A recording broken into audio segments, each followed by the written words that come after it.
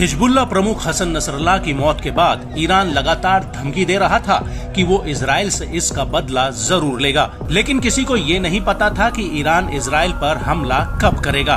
हालांकि अमेरिका ने एहतियात के तौर पर मिडिल ईस्ट में अपनी अतिरिक्त फोर्स तैनात कर दी थी ताकि ईरान के किसी भी हमले से इजराइल को बचाया जा सके। लेकिन इस हमले से पहले एक घटना ऐसी घटी जिसने पूरी दुनिया का ध्यान अपनी ओर खींचा। ईरान में अचानक से रूस के प्रधानमंत्री मिखाइल मिशुस्तिन राजधानी तेहरान आते हैं और यहाँ पर उनकी मुलाकात ईरान के राष्ट्रपति मसूद पेजेश्कियन से होती है। और दूसरी तरफ जब इजराइल ने हिजबुल्लाह पर जमीनी हमले शुरू करने की बात की थी, तब रूसी विदेश मंत्रालय की ओर से एक बयान जारी किया गया था कि इजराइल लेबनान से अपने सैनिकों को वापस बुला ले। रूसी विदेश मंत्रालय ने कहा था कि हम लेबनान पर हमले की निंदा करते हैं और इजरायली अधिकारियों से तुरंत शत्रुता बंद करने, लेबनानी क्षेत्र से अपने सैनिकों को वापस लेने और मध्य पूर्व संघर्ष को हल करने के लिए शांतिपूर्ण तरीकों की वास्तविक खोज में संलग्न रहने का आह्वान करते हैं। और इस बयान के कुछ ही घंटों बाद ईरान इजराइल के ऊपर ताबड़तोड़ बैलिस्टिक मिसाइल दाग देता है। और हैरान करने वाली बात यह है कि पहली बार ईरानी सेना इजराइल के ऊपर हाइपरसोनिक फतेह मिसाइल से हमला करती है। इस हमले को लेकर ईरान ये भी दावा करता है कि उसके 90% हमले अपने टारगेट पर जाकर लगे हैं।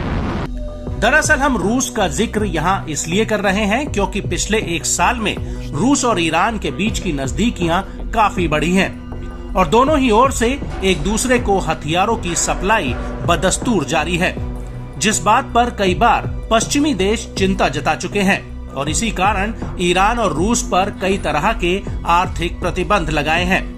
जहां एक तरफ ईरान रूस को सस्ते ड्रोन्स और बैलिस्टिक मिसाइलें दे रहा है, वहीं दूसरी तरफ खबरें हैं कि पुतिन ने ईरान को एयर डिफेंस सिस्टम मुहैया कराए हैं जिनसे ईरान इजरायली हमलों से अपना बचाव कर सके।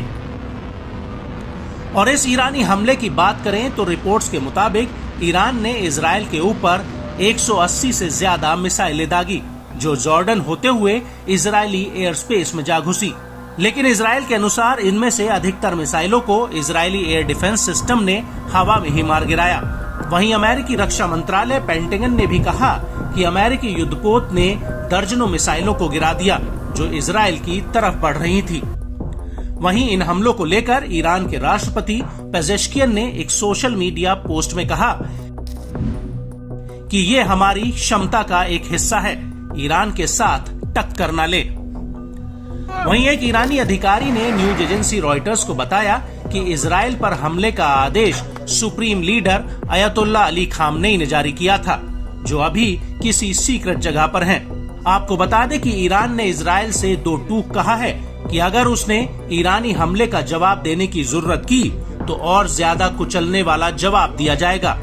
हालांकि इजराइल के पीएम बेंजामिन नेतन्याहू ने ईरान से कहा है कि उसने इजराइल पर हमला करके बहुत बड़ी गलती कर दी है।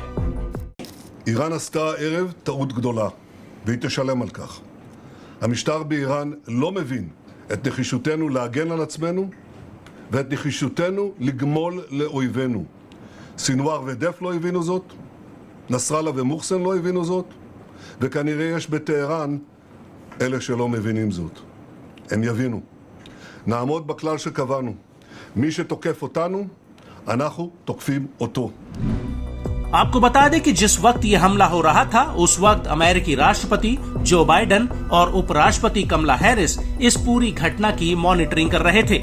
यहाँ तक कि अब अमेरिका के NSA जैक सलिवन ने कह दिया है कि ईरान को इस हमले का कड़ा जवाब दिया जाएगा।